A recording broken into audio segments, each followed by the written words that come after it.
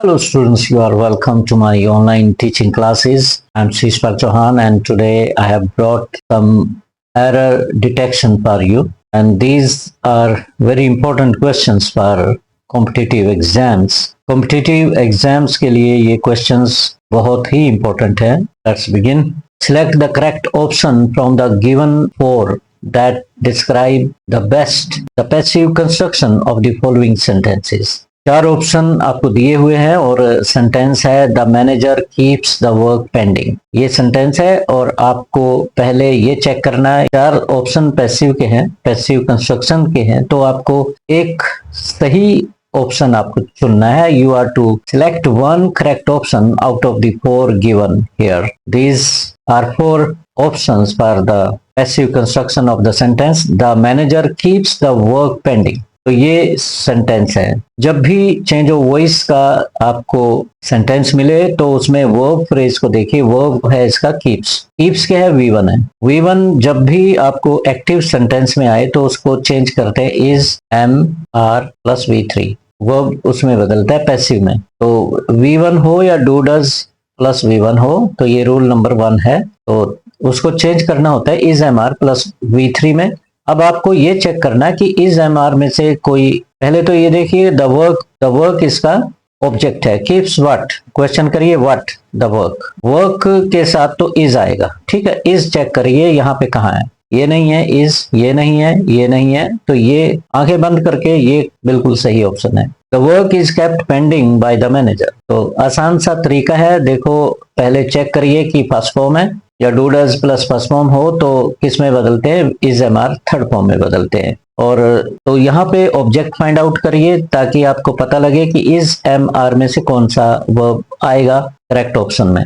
Work singular है, singular noun है, तो आप इज लगाओगे तो इज सिर्फ एक में ही है, इसका मतलब यही करेक्ट ऑप्शन है। आगे बढ़ते हैं। Select the most appropriate option to substitute the underlined segment in the given sentence. If no substitution is required, select no improvement. The director will agree with the proposal if we do not exceed the budget. इसमें improvement देखनी है कि अगर कहीं आपको लग रही है कि इसमें एरर है, इसको और बढ़िया किया जा सकता है, किसी पार्ट को देख लो जहां पे गलती है। तो पार्ट भी दे दिए इसमें। एग्री ऑन ए प्रपोजल सही है या नहीं है ये देखना है। एग्रीड बाय द प्रपोजल सही है या नहीं है। एग्री टू द प्रपोजल ये देखना, पढ़ के देखिए। The director will agree with the proposal. Agree is followed by with, follow होती है कोई बात नहीं है। और एग्री विद ए पर्सन होता है पर, या कोई सजेशन वगैरह हो टू आता है। एग्री टू द प्रपोजल होता है, तो agree to the proposal, this one is the right choice. तो प्रेपोजिशन के लिए आप बहुत से फ्रेजल वर्ड्स होते हैं, इनको आप लर्न करना होता है। इनको एक 2-3 दफा गो थ्रू करो तो माइंड में बैठ जाते हैं, अपने आप पता लग जाता है। एग्री विद ए पर्सन होता है, एग्री टू सम प्रपोजल। तो इनको लर्न करिए। एक आध लर्न करने से बात नहीं बनेगी, कम से कम 200-300 जितने भी आपको मिलते हैं गो थ्रू करिए। Next, in the sentence identify the segment which contains the grammatical errors. 4 segment हैं और देखिए इसमें 3 सेगमेंट, फोर्थ नो इम्प्रूवमेंट की हो सकती है। वन ऑफ द बॉयज बिल्कुल सही है, यहाँ तक कोई चक्कर नहीं है।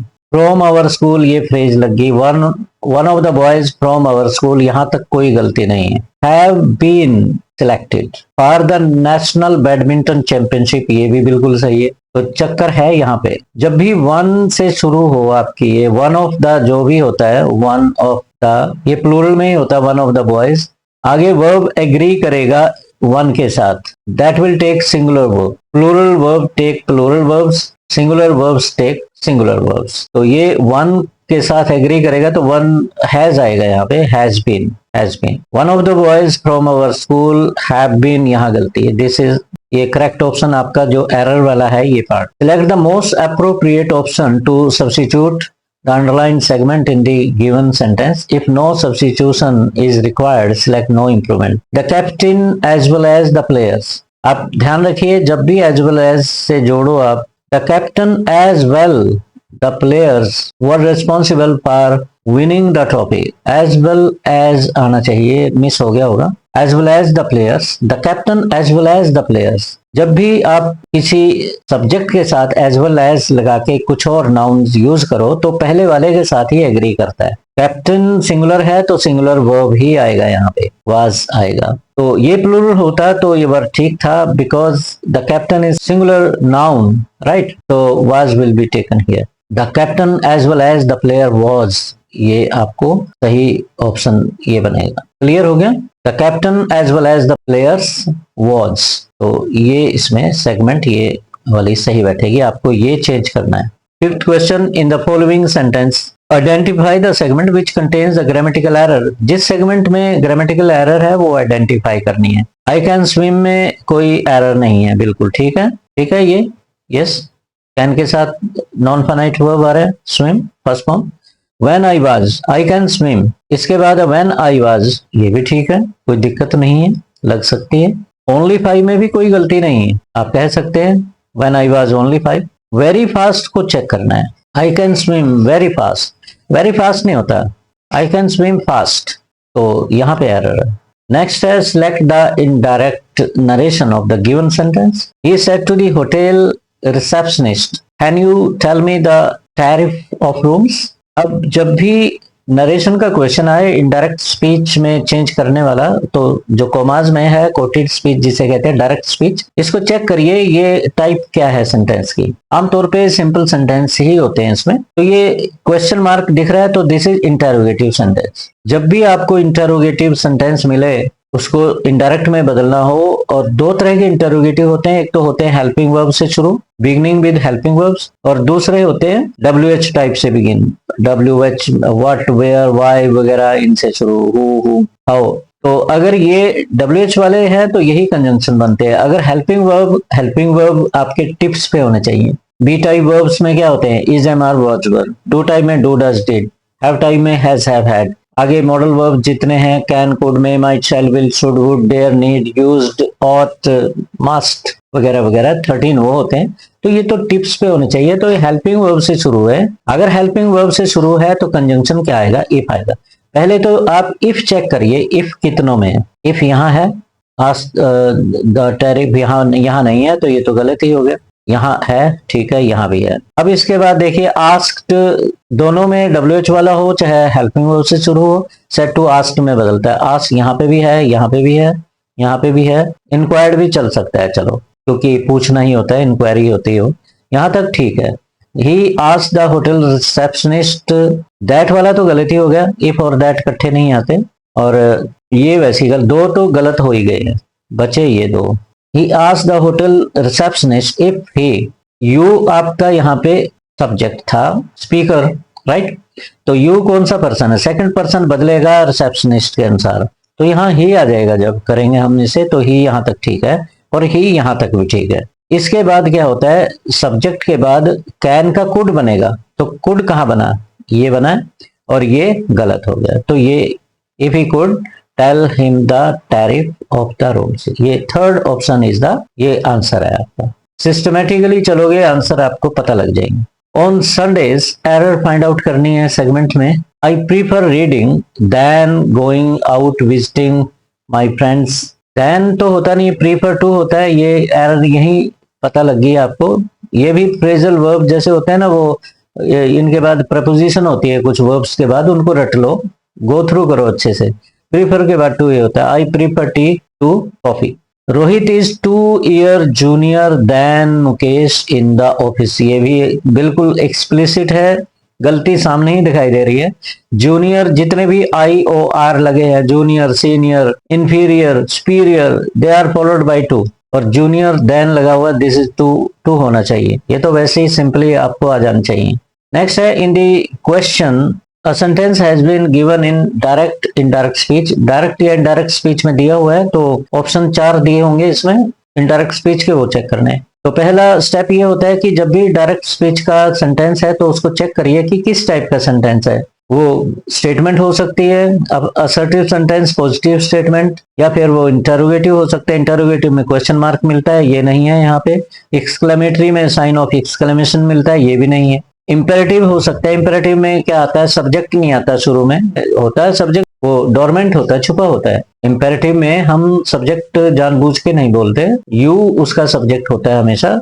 यू गो, गो कहेंगे हम थोड़ी स्पिरिट को कायम रखने के लिए, अदरवाइज मीनिंग कमजोर हो जाता है। अगर आप किसी को ऑर्डर कर रहे हो तो यू थोड़ी कहोगे, यू गो, गो। तो आई सॉ, ये है स्टेटमेंट, सब्जेक्ट प्लस वर्ब वाला इसमें स्ट्रक्चर है। तो अगर स्टेटमेंट है तो सेड के बाद टू नहीं है तो सेड दैट लगेगा। सेड दैट इनमें सभी में देख लो, चेक कर लो, said that, said that, said that, said that, यहां तक ठीक है। अब आई क्या है, आई फर्स्ट पर्सन है तो ये सब्जेक्ट है यहाँ का, तो सब्जेक्ट फर्स्ट पर्सन के प्रोनाउन बदलते हैं स्पीकर के अनुसार, ही के अनुसार। तो यहाँ पे भी ही आ जाएगा, ये भी ठीक है, यहाँ तक ठीक हो रहा है। अब सौ सेकंड फॉर्म है, सेकंड फॉर्म बदलती है हैड प्लस V3 में, ध्यान रखिए। अगर नरेशन में अंदर सेकंड फॉर्म हो तो हैड प्लस V3 में बदलती है। हैड प्लस V3 चेक करिए, यहाँ है, यहाँ नहीं है, यहाँ नहीं है, यहाँ है, यहाँ तक है। ही had scene, he had scene. आगे क्या, अस्नेक, अस्नेक भी ठीक है, अस्नेक, अस्नेक, अस्नेक, यहाँ पे अस्नेक है, ठीक। आखिरी वर्ड क्या है, हियर, हियर का देयर बनेगा, देयर कहाँ है, यहाँ पे है,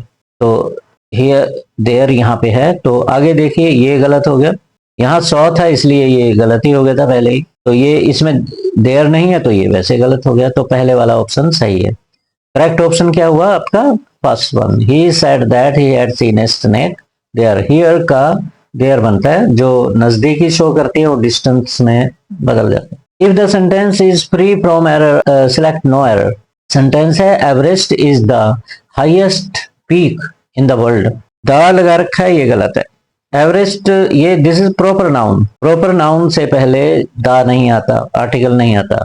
बहुत कम केस हैं, 10% केस में आप प्रॉपर नाउन को जब एडजेक्टिव बनाते हैं। कालिदास नाटककार हुए, Kalidas is the Shakespeare of India, of India. आप किसी को कहते हो he is the Sachin of our class, तो she is the Lata of our class, Lata ji वाले गुण, सचिन वाले गुण किसी स्टूडेंट में देखते हैं आप तो कह सकते हो he is the Rafi of our school. Rafi जैसा गाते हो, गानों में जिसकी टैलेंट हो, तो ये प्रॉपर नाउन से पहले तब तो आता है यहाँ पे, अदरवाइज नहीं आता। तो एवरेस्ट, माउंट एबू से पहले भी दा नहीं लगेगा। In the following question out of the four alternatives, ये भी वही है। A small makeshift stage was construct, इसको रिप्लेस करना है। वाज दिया है तो वाज ही रहेगा, तो आर का मतलब नहीं है, ठीक है, और वर का मतलब नहीं है। दो गलत, दो को तो ऐसे ही शंट आउट करो। कंस्ट्रक्टेड, ये पैसिव स्ट्रक्चर है तो थर्ड फॉर्म तो लेगा। देखिए, वाज वर हो, इज एम आर हो, वाज वर या इज एम आर, ये या तो V1 ING के साथ लगते हैं या फिर ये V3 लेते हैं जब पैसिव कंस्ट्रक्शन में होते हैं, ये कंटिन्यूअस टेंस में हो गए। और was were is am are के साथ फर्स्ट फॉर्म नहीं आती, कभी नहीं आती, इस तरीके से नहीं आती, ING के साथ आ सकती है। तो ये थर्ड फॉर्म, ये तो वैसे ही गलत था, तो थर्ड फॉर्म ही यहाँ सूट करेगी। ये वाज कंस्ट्रक्टेड, ये वाला सही है।